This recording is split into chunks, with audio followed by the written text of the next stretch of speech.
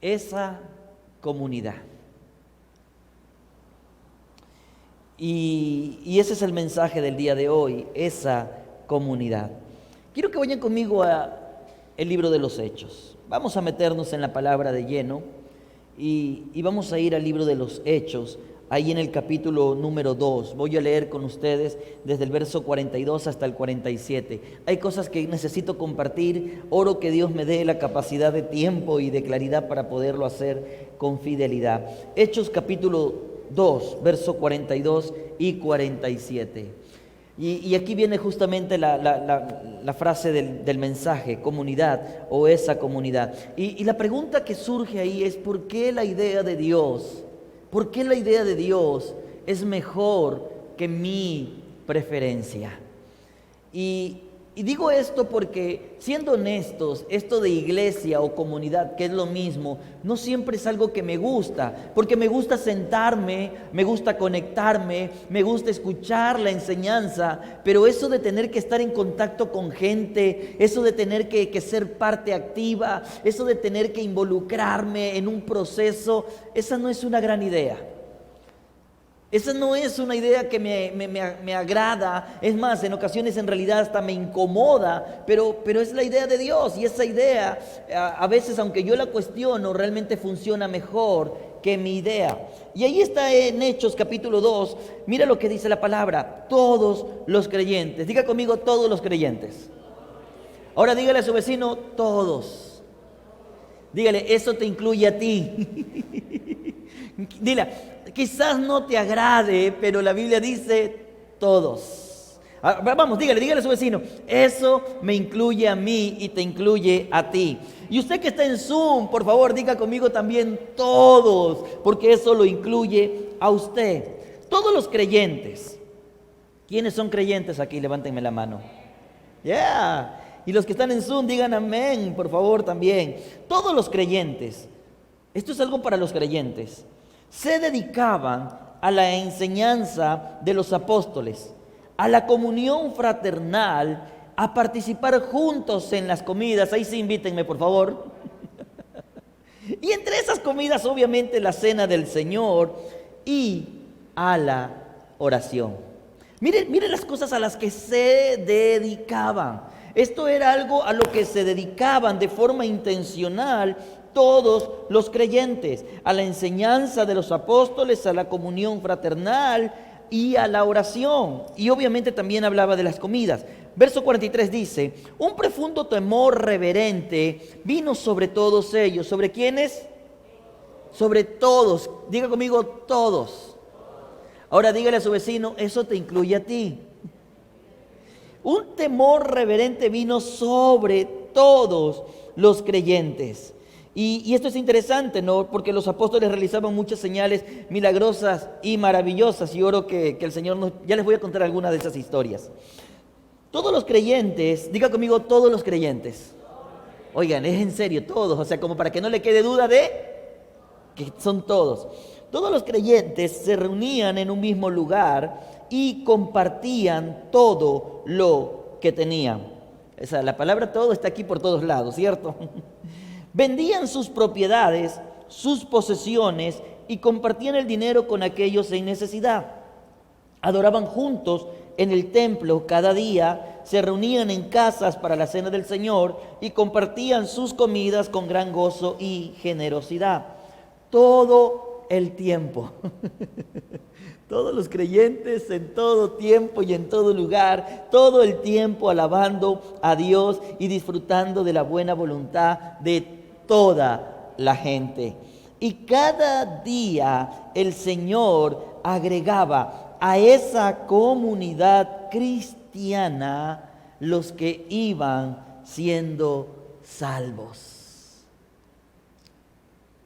Si usted alguna vez se preguntó de dónde sale el nombre Comunidad Cristiana, que es el nombre con el que nos identificamos, de este pasaje.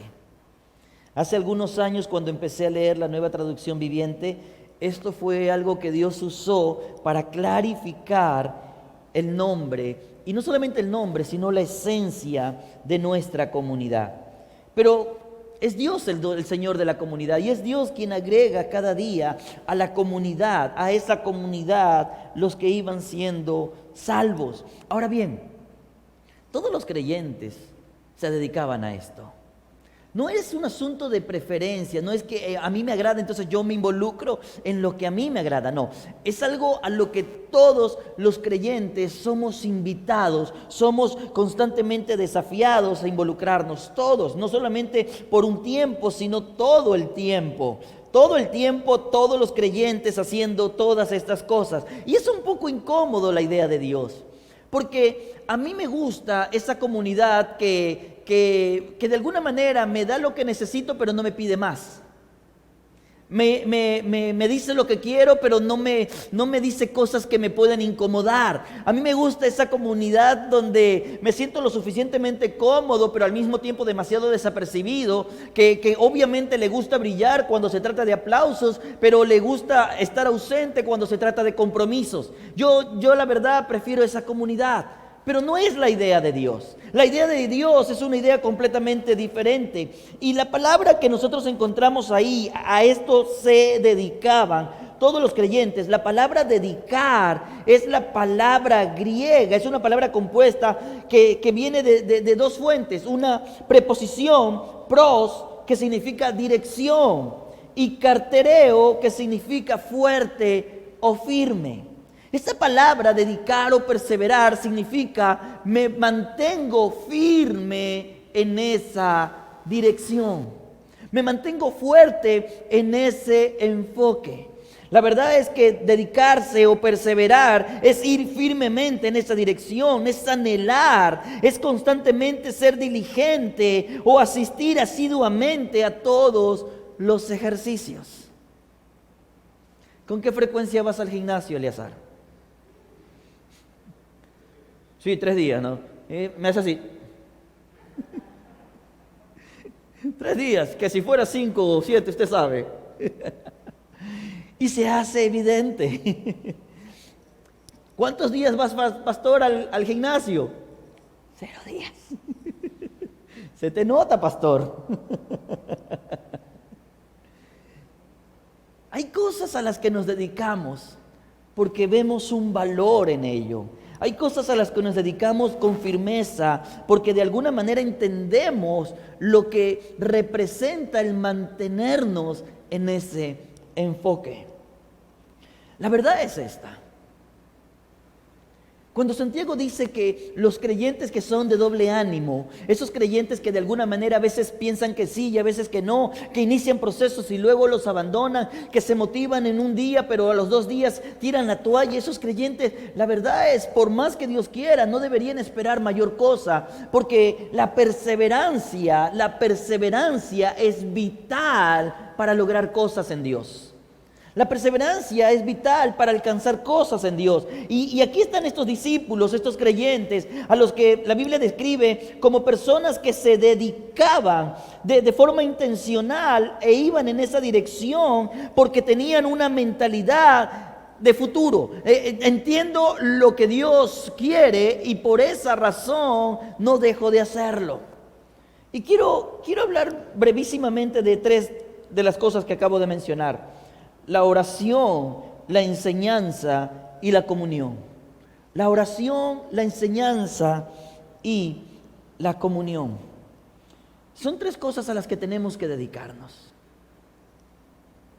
Si paso más tiempo dedicado a mis estudios de lo que paso en alguna de estas cosas, si paso más tiempo dedicado a mi trabajo de lo que sumando las 3 cosas estoy pasando, hay algo que necesito reevaluar. Y ojo, no te estoy diciendo de ser un cristiano curuchupa metido en el templo, no estoy hablando de eso, estoy hablando de vivirlo de forma correcta. Ahora bien, quiero hablar brevísimamente de la primera cosa a la que somos llamados a dedicarnos, a la oración. Y ojo, hoy voy a simplemente a poner aquí un panorama general y oro, de verdad oro que en Dios podamos avanzar hasta profundo, lo más profundo que podamos hoy, pero esto es algo a lo que vamos a estar constantemente regresando. Entonces, una de las cosas a las que hay que dedicarnos, hay que meternos, hay que intencionalmente invertirle el tiempo es la oración. Quizás alguno de ustedes, y de hecho he conversado con gente que dice, yo no entiendo por qué razón necesito pasar tanto tiempo orando. Yo soy más de acción, yo soy más de ir y hacer cosas. Entonces, pasar mi tiempo orando es algo a lo que personalmente no le veo mayor beneficio. Me parece una pérdida de tiempo, me parece de alguna manera una situación no productiva, pasar tiempo orando. Estoy hablando de personas que realmente no le ven el beneficio o la necesidad a la oración. Y la verdad es que la oración no solamente es importante, es vital. La iglesia está llamada a hacer lo que Jesús hacía. Y Jesús oraba. Jesús oraba.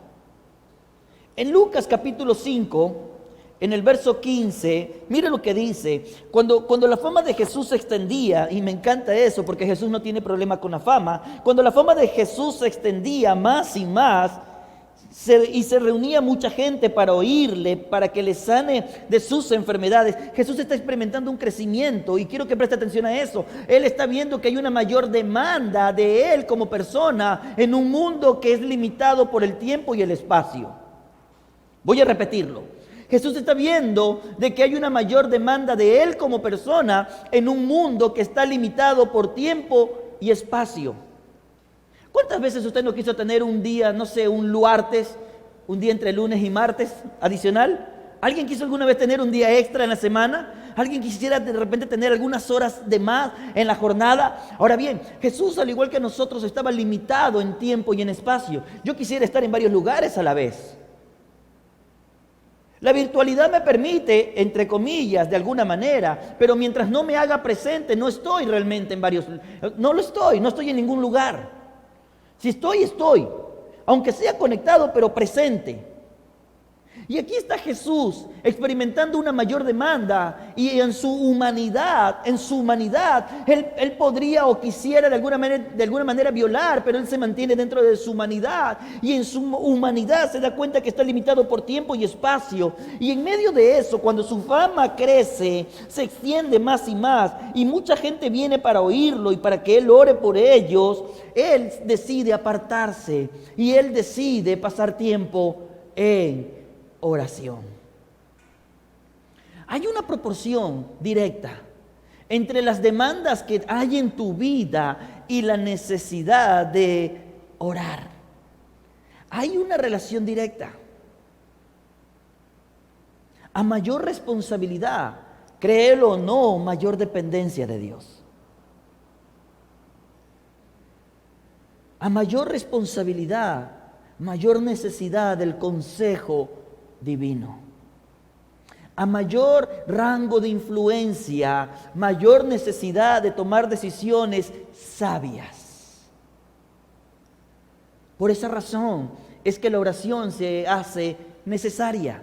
Porque cuando tú vienes en oración, no es un monólogo, sino que es un diálogo. Y en ese diálogo abordamos las cosas que para Dios son importantes. Cuanto más grandes son tus responsabilidades, más tiempo necesitas invertir en reunión con Dios. La gente de negocios sabe que aunque no quiera, las reuniones son necesarias. Y las reuniones, siendo necesarias, dan claridad para que cerrado ese tiempo de reunión, cuando sale a su entorno de ejecución, va y hace lo acordado. En tu vida, si ahora que tú de repente estás solo y tú dices estoy estudiando, entonces tú crees que no, pero la verdad es que tú necesitas de Dios, porque empiezas a tomar decisiones y muchas de esas decisiones marcan rumbos determinantes. Aquellos que de alguna manera ya están experimentando otra etapa de su vida y de repente son padres y no saben cómo lidiar con un hijo de 3 meses y luego no saben cómo lidiar con su hijo de 3 años y luego no saben lidiar con el chico de 13. A mayor, como dicen por ahí, hijos chicos, problemas chicos, hijos grandes, desafíos mayores. Necesitamos pasar tiempo en oración, porque el consejo que Dios nos da a través de la oración es vital. Esta iglesia pasaba en oración porque necesitaba la dirección de Dios en todos los asuntos de su vida. Créelo o no, la oración no es simplemente pasar tiempo hablando y hablando y hablando, no. Porque mientras tú lees la palabra, recuerda, esto es un diálogo, Dios te habla. Cualquiera sea el proyecto de tu vida, y si eres creyente, tú necesitas el consejo de Dios. Por esa razón la oración es algo a lo que esta iglesia se dedicaba. La oración es algo a lo que esta iglesia no lo ignoraba, sino que le dedicaba constantemente su tiempo. Jesús oraba.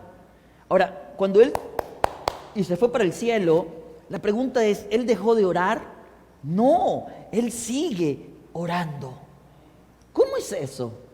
¿Él sigue orando? Sí, Él sigue orando. Cuando tú ves lo que dice el apóstol Juan en su primera carta, en el capítulo 2 dice, mira, si alguno peca, dice, tenemos un abogado que defiende nuestro caso. ¿Tenemos qué cosa dice? Un abogado. Y la labor de ese abogado es defender nuestro caso ante el Padre. Él es Jesucristo y Él es el que es verdaderamente justo. Ahora, quiero que prestes atención a esto, porque la oración no es algo de un momento en la vida, la oración es algo de toda tu vida. Y aquí está Jesús diciéndonos, aunque yo ya no estoy en la tierra y yo sí sigo manteniéndome presente en tu vida, déjame decirte que cuando la riegas, porque la riegas, y de manera natural va a venir la consecuencia, porque toda causa tiene un efecto, todo pecado conlleva un resultado, la paga del pecado es la muerte, y en medio de todos los momentos en que te equivocas, yo estoy orando. Y aquí viene la parte más hermosa de la oración, yo estoy intercediendo. Un intercesor es una persona que entendió la belleza de pasar tiempo delante de Dios. Porque ya no estoy con Dios por mis asuntos personales, sino que estoy con Dios por las cosas que a Dios le importa. ¿Me estoy explicando? Cuando yo oro por mis necesidades, Dios como Padre me atiende. Pero cuando yo paso tiempo delante de Dios hablando de las cosas que a Dios le importan, yo he entendido la mayor profundidad de la vida de oración. Un intercesor, como lo dice la Biblia, es un defensor, un abogado. Es una persona que está en un constante conocer los códigos. ¿Para qué? Para que todos los argumentos que el enemigo levanta en contra por causa de nuestros propios pecados, entonces nosotros podemos ir delante de Dios. Jesús es nuestro modelo. Él lo hace. Y Él dice, no solamente soy un intercesor, sino que te estoy llamando a interceder. Pero parte de la realidad es que estamos tan ensimismados en nuestras vidas, en nuestras propias batallas, en nuestros propios placeres, que de paso de alguna manera vemos que no encaja la oración como algo de mi vida. Y como no encaja en algo de mi vida, no le veo el valor, pero es lo que más necesito. Antiguamente hombres en la Biblia lo entendieron. Job lo entendía. Él oraba delante de Dios por cada uno de sus hijos.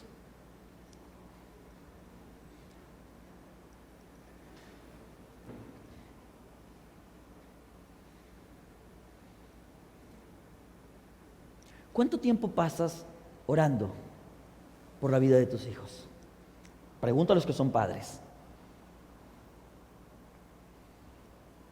¿O los metes en combo a todos? Por eso solamente tengo uno, dicen, ¿no? Ay, ¿y eso que tienen de 7? Usted me está captando, ¿cierto? Los chicos dicen, Señor, dame una buena mujer, una mujer temerosa de ti, que me respete, que me valore, que sea emprendedora, que sea una gran compañera, que también disfrute cocinar, que lo disfrute y que cocine rico y todo lo demás. Y no pasas ni 5 minutos orando por ella.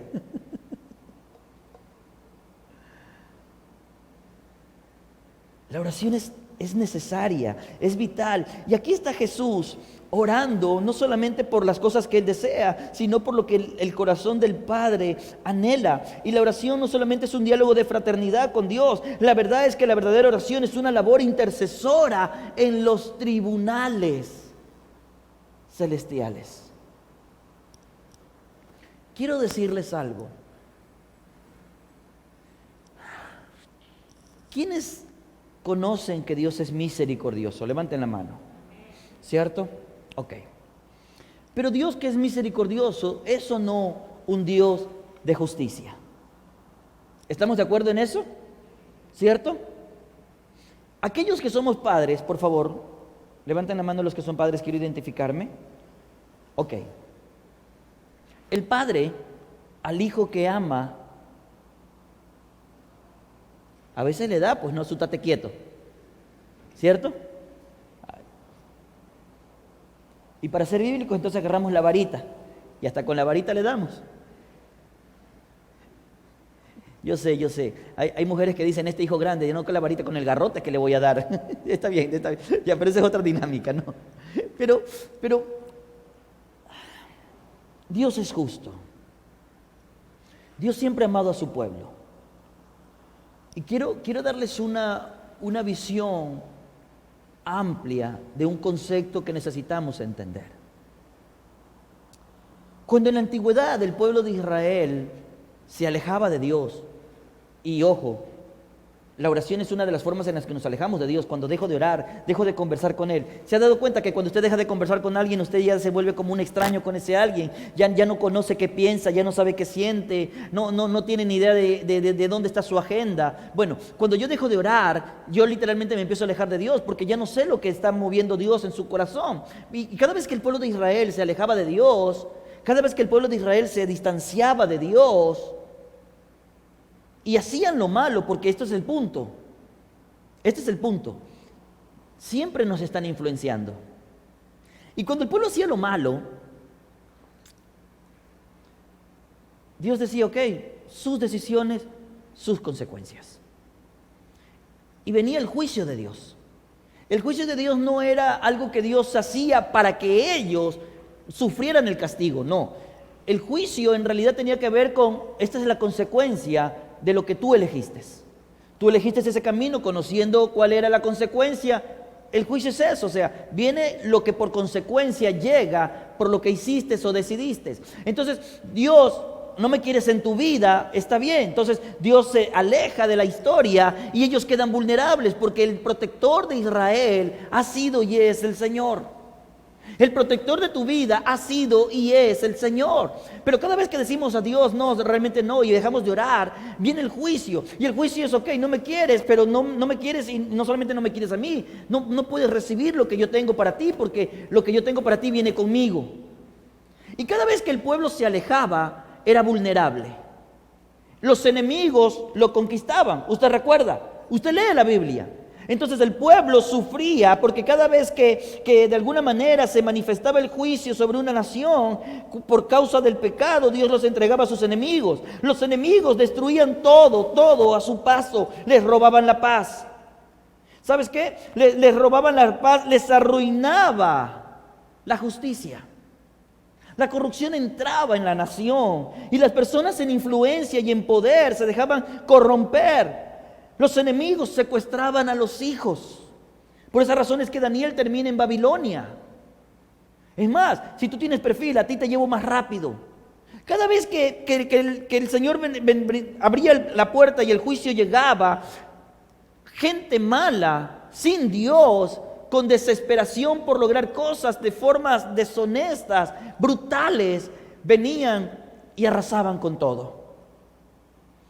Estos hombres secuestraban a sus hijos y a sus mujeres, quebraban su economía y por tanto reinaba el desorden. Entonces cuando la gente, el pueblo del Señor, se daba cuenta que la cosa estaba mal, hacía lo que hace toda persona en necesidad. Cuando se da cuenta, no puedo con esto, clama a Dios. ¿Se han dado cuenta que a veces oramos simplemente cuando la crisis toca la puerta de la vida? Uy, es que mi matrimonio se me viene abajo, busco a Dios. Uy, es que mi economía está en crisis, entonces busco a Dios. Es penoso, pero penosamente así somos como seres humanos. Buscamos estar en compañía de Dios, conocer el corazón de Dios, acercarnos a Dios cuando situaciones pasan. Pero tranquilo, no es suyo, eso es de todo. Toda la historia.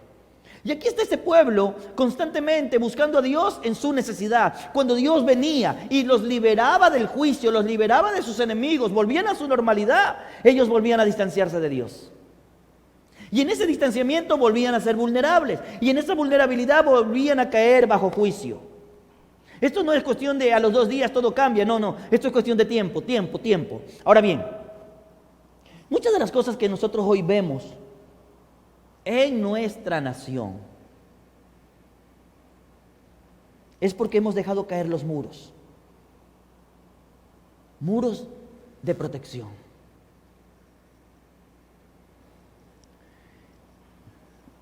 Justo hoy temprano leía esto y me golpeó.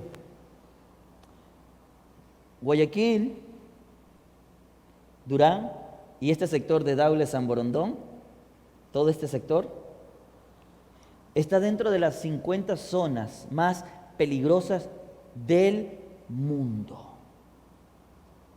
No de América Latina, del mundo. Y uno dice, Dios, porque los niveles de violencia que vemos y ahora incluso los niveles de demencia que observamos, ¿quién puede salir con calma a pasear con sus hijos, con su novia? ¿Quién puede salir con calma y tranquilidad de que sale y regresa sin problema? Vivimos en un tiempo de zozobra, porque nuestros propios pecados han alejado a Dios. Y ojo, estar con Dios no significa lo invoco a Diosito, no, eso no es estar con Dios. Estar con Dios significa, Señor, me siento, converso contigo, alineo mi vida a lo que tú dices, me someto y me rindo ante ello, decido obedecer tu consejo. Eso es estar bien con Dios. Tú sabes lo que es mejor y yo lo acepto. Estar con Dios no tiene que ver con me siento en la iglesia cada domingo y escucho el mensaje, presento mi ofrenda para limpiar mi conciencia y luego me voy. Eso no tiene nada que ver con estar bien con Dios. Eso puede ser el resultado de una vida que está inspirada por Dios y quiere pasar tiempo en comunidad, quiere impulsar la obra. Pero estar bien con Dios es algo mucho más profundo. Y aquí tenemos una sociedad, una cultura, una nación que, siendo honestos, le resbaló Dios en su vida, aunque es religiosa la sociedad. Porque hay una gran diferencia entre ser genuinamente espiritual y vivir religiosamente. Porque con esos labios con los que bendigo los alimentos, vivo insultando a la gente que de alguna manera... Y Dios dice, hay una confusión, perdóname, hay algo que no está bien dentro de esa ecuación y eso no está bien. Entonces, esta distancia, esa falta de oración, esa falta de entendimiento de lo que Dios quiere, está afectando nuestra vida. Y ahí está, por esas razones que la Biblia dice en el libro de Ezequiel, yo busqué quien se pusiese en la brecha, quien levantase los muros de justicia, los muros de protección, pero no hubo quien orara. No hubo quien orara. Y la verdad es que un intercesor es un abogado. Y un abogado, para poder hacer su labor, necesita conocer la ley. De lo contrario, está mal parado, no tiene ni idea de qué hace. En 2 vueltas, el abogado contrario lo hace quedar en ridículo. Y parte de la razón por la que la iglesia no ora es porque no sabe cómo orar. Y es porque desconocemos la ley del Señor. Entonces, como no conocemos la ley del Señor, no tenemos forma de argumentar por misericordia, por clamor. No tenemos forma de argumentar para que Dios vuelva en su bondad a proteger nuestra nación. Nuestros hijos están siendo secuestrados. Nuestras calles están llenas de violencia y la sangre derramada clama desde las calles.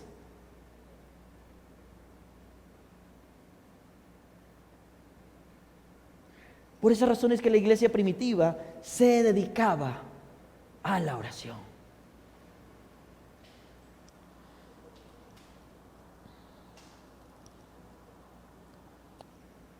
Quiero mostrarte algo nada más. Y no voy a entrar más a fondo, pero necesito que captemos este par de ideas.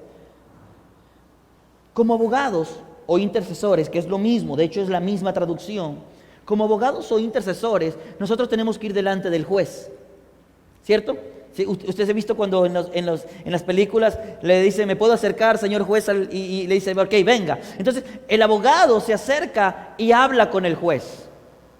No todo el mundo escucha lo que se habla con el juez, pero es necesaria esa acción para poder explicar, para poder pedir, para poder... Ahora, en el juicio como tal, el abogado tiene un debate de argumentos contra el abogado contrario, llámese un fiscal que es el acusador. Ahora, ojo con esto, porque la Biblia define a Satanás como el acusador de los hermanos.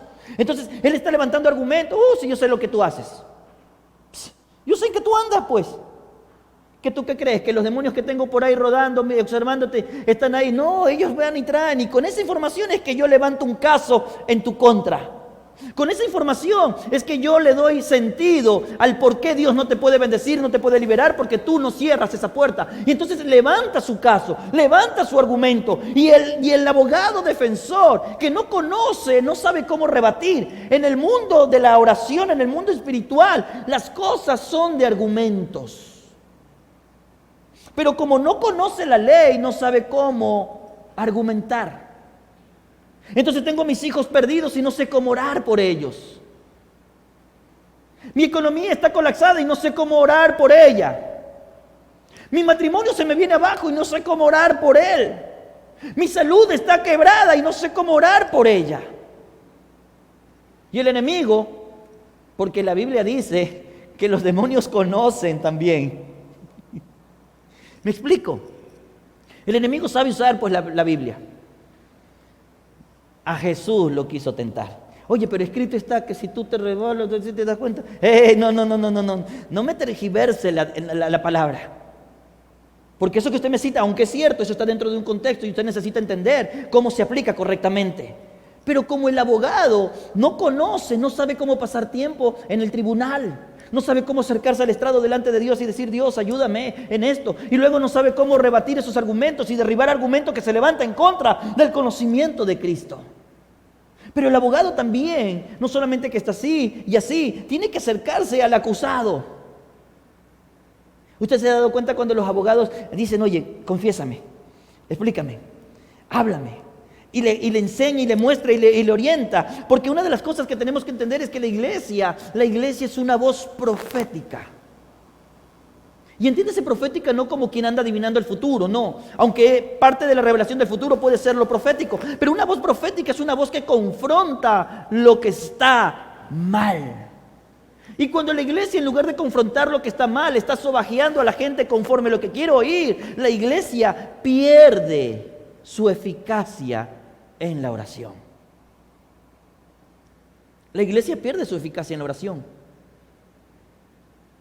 Entonces, esta iglesia de Hechos se dedicaba. ¿Sabes por qué? Porque entendía la necesidad de orar. ¿Cómo está la oración en tu casa? Conversábamos con mi esposa y me decía, X momento, mis hijas estaban en otro lado y me decía, ¿te han escrito las bebés? No, pero yo les voy a escribir. Y responden en el chat grupal que tenemos de familia. Sí, justo estamos saliendo. Y mi esposa decía, es impresionante cómo Dios nos guía. Cuando estamos orando, cómo en los momentos claves el Señor nos despierta, nos mantiene atentos, nos mantiene alertas, nos está guiando constantemente. Porque es así. Es así. Es así. Y hay momentos que son críticos en la vida. Pero como no paso tiempo de oración, porque no logro ver toda la dimensión de lo importante, de lo relevante, de lo profundo, porque no sé cómo realmente acercarme, porque no conozco la ley, a lo mucho soy alguien que literalmente se acerca a pedir, pero no eleva su oración a la de intercesor, donde ahora hablo de lo que Dios quiere y puedo defender. Porque la verdad es esta, la iglesia es clave dentro del proceso del juicio. Y no tengo tiempo para hablar mucho, pero la segunda cosa a la que se dedicaba la iglesia era la enseñanza. La enseñanza es la instrucción. Vuelve al punto. Hay algunos que necesitan volver a la escuela de la palabra. Hay muchos que necesitan volver a la escuela del Espíritu, donde el Espíritu te enseña. Hay muchos que no les gusta el proceso. Ellos prefieren de alguna manera, no sé, dámelo condensado, dámelo sintetizado, dámelo masticado, pero no me metas a estudiar. Esto de ser instruido, esto de tener que aprender, esto de no me agrada, la verdad me incomoda. Dime lo que tengo que hacer, pero no me digas el por qué. Cuando usted lee Efesios, por ejemplo, Efesios dice, mujeres, sométanse a su marido. Entonces, ya viste, la Biblia dice eso. Pero eso dice en el capítulo 4, 5 y 6, cómo se debe mantener un hogar. Pero el capítulo 1, 2 y 3 te dice, ¿qué lugar ocupa Cristo en tu vida para que eso cobre sentido en la práctica? Dime el cómo, pero no me digas el para qué. Dime lo que tengo que hacer. Es más, la gente llega a la iglesia y dice, dime lo que tengo que hacer. Y tú le dices lo que tienen que hacer, lo hacen. Pero como no entienden el por qué lo tienen que hacer, cuando las cosas no funcionan, se van. Y la verdad es que la iglesia no funciona así, pero nos encanta funcionar así. Porque eso hace que la gente dependa del pastor, dependa del líder. Nos encanta que alguien tenga el conocimiento y nos esparce esas cosas. Pero la verdad es que la Biblia nos enseña a meternos en la palabra y aprender de la palabra como discípulos, entender lo que la palabra dice. Y la enseñanza es algo a lo que hay que dedicarnos. Veo creyentes que llevan años viviendo con grandes vacíos de fundamentos. Creyentes con 20 años de caminar con el Señor, que si les pregunto, ¿cómo te defines? ¿Como un santo o como un pecador? No, yo soy un pecador. No, la Biblia no dice eso. Somos santos. No, ¿cómo es que soy santo? Yo no me imagino de esa manera. Lee, Pablo dice a los santos que están en Efeso, a los santos que están en Colosa, a vosotros los santos. Cuando éramos pecadores, éramos tiempo pasado. Entonces, ¿por qué yo me defino como presente? Éramos pecadores. Cristo murió por nosotros y nos trasladó del reino de las tinieblas al reino de la luz. Entonces yo soy santo, soy perfecto. No, no eres perfecto. Porque en nuestra condición de santos estamos en medio de una naturaleza que batalla. Pero es mucho más fácil definirme como pecador. Eso es un concepto fundamental. Y creyentes con 20, 30 años de caminar en el Señor se definen como pecadores. Si esa es su definición, por naturaleza, ¿qué van a hacer? Van a pecar. Entonces vemos personas que están constantemente fracasando en situaciones una y otra vez. Llevan años viviendo en alguna forma, perdón lo que voy a decir, de analfabetismo de fe. Porque no salen de Juan 3:16. ¿Y esto? Porque medio dicen lo que recuerdan. No, como dice la Biblia, cuídate que yo te cuidaré. Batallan en una esclavitud espiritual porque no han permitido que la verdad los haga libres. Conoceréis la verdad y la verdad te hará libre. Entonces, como no conozco la verdad, entonces vivo en una batalla espiritual en la que estoy constantemente esclavo. Batallan con una esclavitud mental porque no renuevan sus mentes, aunque la Biblia nos llama a renovar las mentes. Batallan en una esclavitud financiera porque se niegan a creer y a practicar los principios bíblicos sobre la mayordomía. Batallan en una esclavitud emocional porque sus vidas están en un constante desequilibrio, sus hogares en caos debido a que no permiten a Dios que los forme en su nueva manera de vivir. ¿Sabes?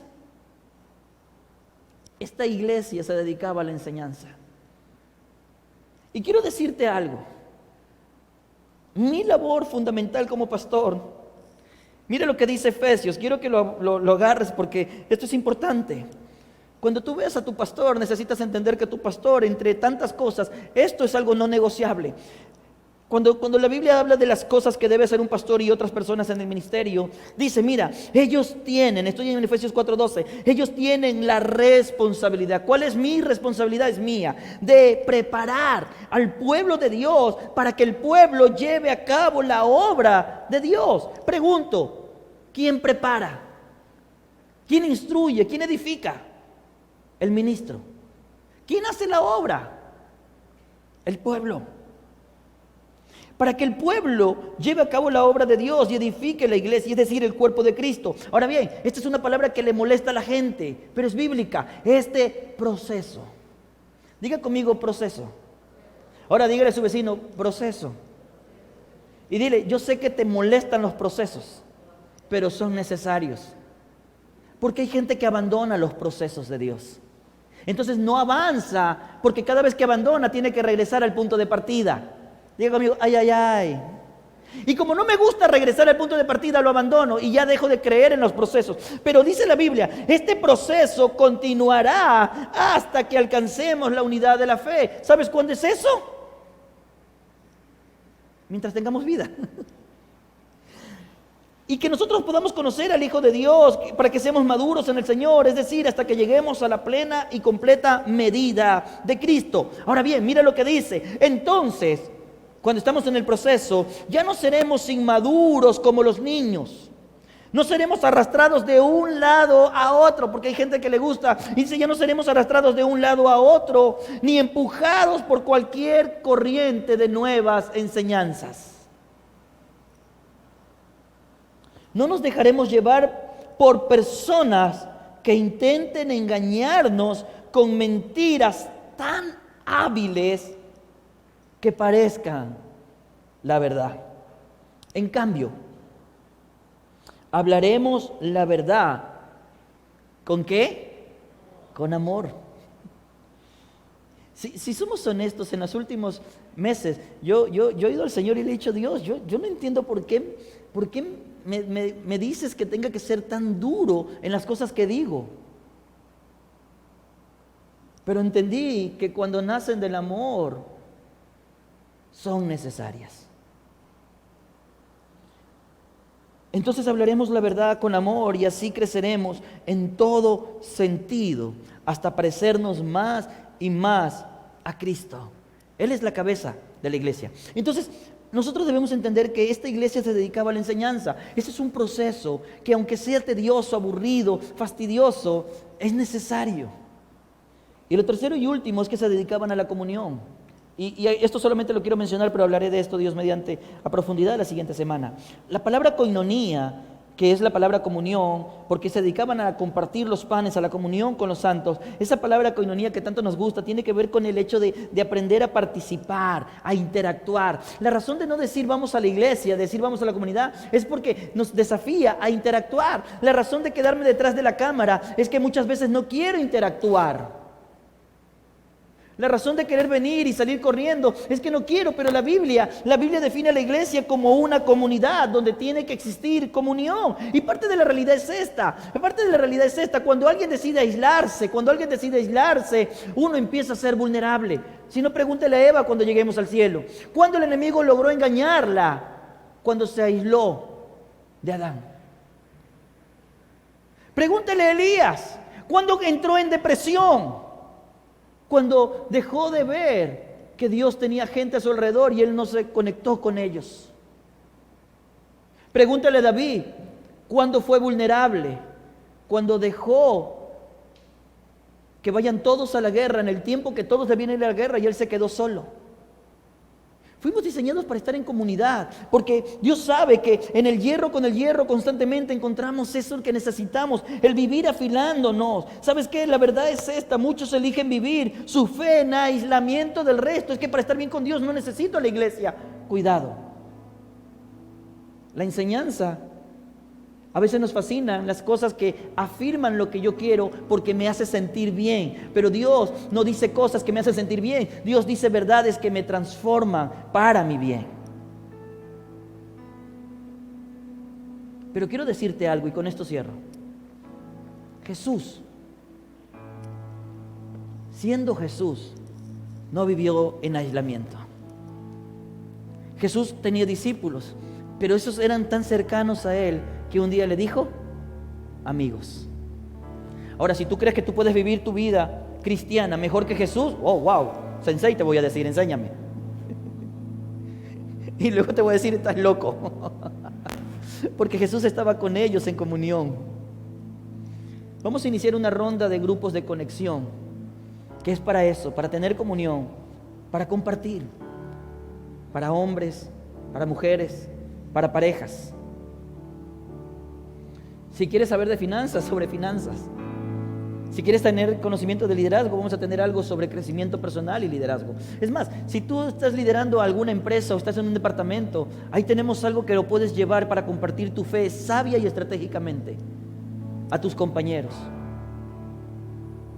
Pero esos espacios son para conectarnos y acercar a otros al Señor mientras desarrollamos amistades. Daniel tuvo éxito en todo lo que hizo, no porque estaba solo, porque tenía amigos que lo acompañaron en el camino, con los mismos principios que él había crecido.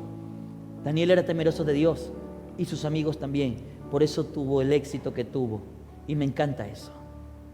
Póngase de pie conmigo.